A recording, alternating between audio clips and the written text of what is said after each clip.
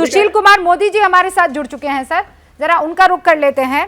बिहार के पूर्व उप मुख्यमंत्री और बीजेपी के कद्दावर नेताओं में से एक। सुशील जी, बहुत बहुत स्वागत है आपका। नीतीश कुमार, जिनसे आपके पुराने ताल्लुकात रहे हैं, पुराना रिश्ता है, आप उनको बहुत अच्छे से जानते हैं, जगह जगह वो मुलाकात कर रहे हैं सर, और वो ये कह रहे हैं कि मुझे पीएम नहीं बनना है, लेकिन मैं इस पीएम को हरा कर रहूंगा। अभी तक का माहौल शानदार रहा है। देखिए, कोई आदमी दिल्ली जाएगा और किसी को फोन करके कहेगा मैं मिलना चाहता हूं, तो कौन इनकार करेगा? तो मिलने में क्या लगता है? लेकिन क्या ये दावा कर सकते हैं कि अरविंद केजरीवाल और कांग्रेस को वो एक साथ बैठा पाएंगे? क्या केरल के अंदर लेफ्ट और सीपीएम लेफ्ट और कांग्रेस को एक साथ बैठा पाएंगे? क्या बंगाल के अंदर लेफ्ट और ममता बनर्जी को एक साथ बैठा पाएंगे? तो इस पॉलिटिकल टूरिज्म का तो कोई मतलब नहीं है ना। अभी तो दावेदारों की संख्या बढ़ती जा रही है। आज अरविंद केजरीवाल भी यात्रा पर निकल रहे हैं, राहुल गांधी भी यात्रा पर निकल रहे हैं, नीतीश जी भी दिल्ली यात्रा पर हैं। ये तो दावेदारों की संख्या बढ़ती जा रही है।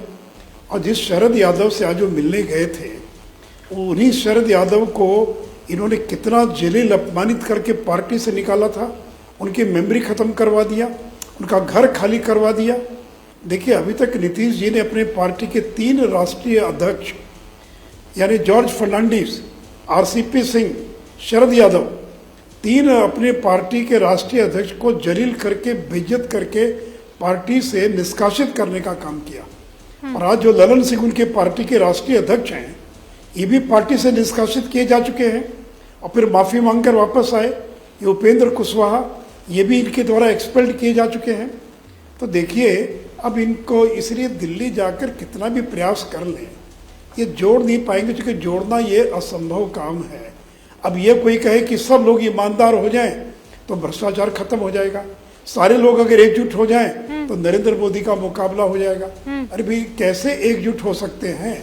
एकजुट होने का कोई सवाल ही पैदा नहीं होता है। नहीं, लेकिन सुशील जी, ये जो तस्वीरें दिख रही हैं, चेहरे पर मुस्कुराहटें दिख रही है, एक अलग ही बॉडी लैंग्वेज, एक अलग ही कॉन्फिडेंस दिखाई दे रहा है, इसके क्या माने हैं?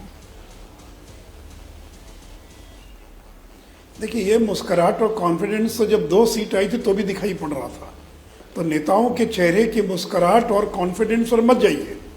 जब लालू यादव 24 पर पहुंच गए, उसके एक दिन पहले तक वो सीना तान कर रहे थे कि सरकार बना रहे। तो इनके बोलने में और इनके करने में जमीन आसमान का अंतर है। तो इसलिए मैंने कहा कि भाई, नीतीश जी अगर किसी को फोन करेंगे तो कोई मना करेगा क्या? अब मत आइए मिलने के लिए, या वो अगर मिलना चाहे तो कोई मना करेगा क्या?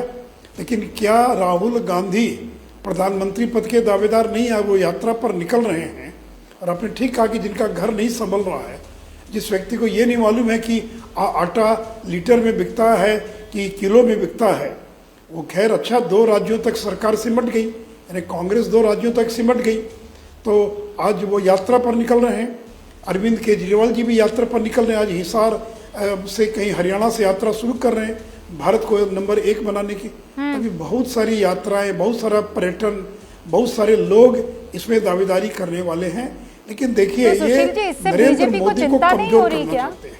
इससे मालूम है कि चिंता नहीं हो रही है? इससे बीजेपी को डर नहीं लग रहा है कि सबके सब मिल गए हैं, एक हो गए हैं? नहीं, देखिए, डर इसलिए नहीं लग रहा, मालूम है कि ये कभी एक हो ही नहीं सकते। मैंने तो कहा ना, क्या अरविंद केजरीवाल और कांग्रेस एक मंच पर आ सकते हैं क्या? एक साथ चुनाव लड़ सकते हैं क्या दिल्ली में? इसी का जवाब दे दें केजरीवाल। और अभी जब केजरीवाल के सहयोगी मनीष सिसोदिया के यहाँ सीबीआई का रेड हुआ, तो कांग्रेस ने उस रेड का स्वागत किया। और जब नेशनल हेराल्ड मामले में जब सीबीआई ईडी का रेड हुआ या कार्रवाई हो रही थी, तो संसद के अंदर तृणमूल कांग्रेस और आम आदमी पार्टी के लोगों ने चुप्पी साध लिया। तो इसलिए मैंने कहा ना कि यह तो वैसे ही है कि देश के सारे लोग अगर ईमानदार हो जाएं तो भ्रष्टाचार खत्म हो जाएगा। भाई, हर राज्य का अपना अलग अलग स्थितियां हैं, किसी की लड़ाई किससे, किसी की लड़ाई किससे। तो सुशील जी, कोई एक ऐसा चेहरा आपको आज की तारीख में दिखाई दे रहा है जो इनको बांध सकता है? ममता बनर्जी, आप कह रहे हैं अरविंद केजरीवाल और राहुल गांधी तो एक साथ मंच पर आ ही नहीं सकते, लेकिन कोई एक चेहरा, जैसे नीतीश बाबू कह रहे हैं मैं फेविकॉल हूं, मैं सबको बांधूंगा। देखिए वो मालूम पड़ जाएगा ना कि वो फेविकॉल है या क्या है। देखिए इनका मुख्य उद्देश्य है कि एक नरेंद्र मोदी को कमजोर कर दिया जाए, देश में एक कमजोर सरकार बने, एक मजबूत प्रधानमंत्री न बने, एक ऐसा प्रधानमंत्री बने जिसका अपना पूर्ण बहुमत नहीं हो। और देखिए देश अब 90 के दशक में लौट के नहीं जाना चाहता है। लोगों ने गुजराल, देवगौड़ा, चंद्रशेखर, चौधरी चरण सिंह, इन सारे दौर को देखा है कि फिर एक बार कहीं कटोरा लेकर अंतर्राष्ट्रीय मॉनेटरी फंड के दरवाजे पर न जाना पड़े। अगर कल पाकिस्तान और चीन का मुकाबला करना है तो क्या कोई कमजोर प्रधानमंत्री मुकाबला कर पाएगा? इनका उद्देश्य इतना ही है। और जो नीतीश जी अपने राज्य में 2 लोकसभा की सीट नहीं जीत पाए, जिनकी अपनी सीटों की संख्या 115 से घटकर धीरे धीरे 45 पर पहुंच गई, वो सपना देख रहे हैं, वो नरेंद्र मोदी का मुकाबला करने की बात कर रहे हैं। देखिए चर्चा में आगे इनका एक ही उद्देश्य था कि पिछले 2-3 साल से चर्चा में नहीं थे, लाइमलाइट में नहीं थे। अब दिल्ली आए, गठबंधन तोड़ दिया, रोज मीडिया में छप रहा है, रोज फोटो छप रही है उनकी। बस इतना ही उनका मकसद, इससे ज़्यादा क्या, इनसे ज़्यादा उनका मकसद क्या हो सकता है? और इनको लालू यादव पर भरोसा है क्या, या लालू यादव को इन पर भरोसा है क्या कि कब धोखा दे देंगे? तो लालू यादव तो खुद ताक में बैठा है कि कब जनता दल यू को तोड़कर अपने बेटे को बिहार का मुख्यमंत्री बना दे। आप ये कह रहे हैं कि यहाँ पीछे अलग ही खेल चल रहा है बिहार में, ये सरकार पूरा अपना टर्म नहीं कर पाएगी? जी भी 114 विधायक हैं तेजस्वी यादव के साथ, और 3 बाई इलेक्शन है। 4 विधायक जो हैं ये मांझी जी के, जो कभी भी पाला बदल सकते हैं। तो जिस दिन चाहेगा तेजस्वी यादव या लालू यादव 2 विधायकों का समर्थन लेकर, और चूंकि स्पीकर राष्ट्रीय जनता दल का है तो जनता दल को तोड़ देगा। तो नीतीश जी अपनी सरकार बचाए, अपनी पार्टी बचाइए, सरकार नहीं, अपनी पार्टी बचाइए। इनके पार्टी में बगावत हो रही है। भी मणिपुर में क्यों चले गए, अरुणाचल में क्यों चले गए? वो उनको इस निर्णय से वो सहमत नहीं थे कि नीतीश जी ने जो कांग्रेस के साथ हाथ मिला लिया, तो मणिपुर और अरुणाचल के जो विधायक हैं वो कांग्रेस के साथ जाना नहीं चाहते थे।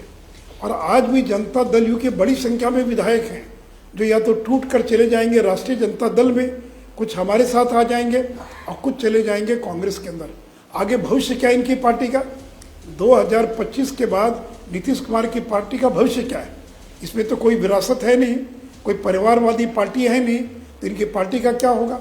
तो विधायक भी तो देख रहे जनता दल यू के कि उनका भविष्य कहाँ पर है, किनके साथ उनका भविष्य है। तो इसलिए देखिए बिहार के अंदर एक राजनीतिक अस्थिरता, एक राजनीति प्रारंभ हो गई। अब तो काम, विकास का काम गौण हो गया। अब तो विकास गौण, और यही उठा पटक राजनीति। दिल्ली पटना हफ्ते में 5 मंत्री दिल्ली कैंप कर रहे हैं, बिहार की चिंता नहीं है। तो बिहार सरकार के 5 मंत्री दिल्ली में नीतीश जी के साथ कैंप कर रहे हैं। तो हफ्ते में 3 दिन दिल्ली, 3 दिन पटना। और बिहार जो है, जनता ने जनादेश दिया था आपको बिहार के मुख्यमंत्री के लिए। आपको इसलिए जनादेश नहीं दिया था कि आप हफ्ते में 3 दिन दिल्ली जाकर बैठें और नरेंद्र मोदी की सरकार को कमजोर करने के लिए आप साजिश रचे। इसके लिए आपको लोगों ने वोट नहीं दिया था। और देख लेंगे अगला चुनाव, इनको लगता है कि महागठबंधन हो गया। तो मैं आपको याद कराना चाहता हूँ 2019 में उत्तर प्रदेश में भी तो महागठबंधन बना था, मायावती और ये समाजवादी पार्टी, अखिलेश यादव। और क्या मीडिया ने कहा था और क्या हुआ? 64 सीट हम जीते। तो आप ये कह रहे हैं कि बना देने से कोई वोट एक दूसरे को ट्रांसफर नहीं होता। आप ये कह रहे हैं कि आने वाला जो भविष्य है वो बहुत ज्यादा सुनहरा इन विपक्षी पार्टियों का, और खासकर बिहार में नीतीश बाबू का लग नहीं रहा है। बहुत बहुत शुक्रिया सुशील साहब हमसे बातचीत करने के लिए। तो सुशील मोदी ने यहाँ कुछ बड़े आरोप लगाए हैं। जैसे ही घड़ी का काटा दोपहर 2:30 पे आए, बबीता जी का दिल सास बहू साजिश के लिए मचल जाए। और ये है इनकी बहू, पूरे दिन ऑफिस की टेंशन हो जाए गॉन जब ये करें अपना फेवरेट शो फ्री टाइम पे ऑन। इनकी तरह आप भी देखें अपना फेवरेट शो अपने टाइम पर, और डाउनलोड कीजिए ABP लाइव ऐप अपने स्मार्ट टीवी पर।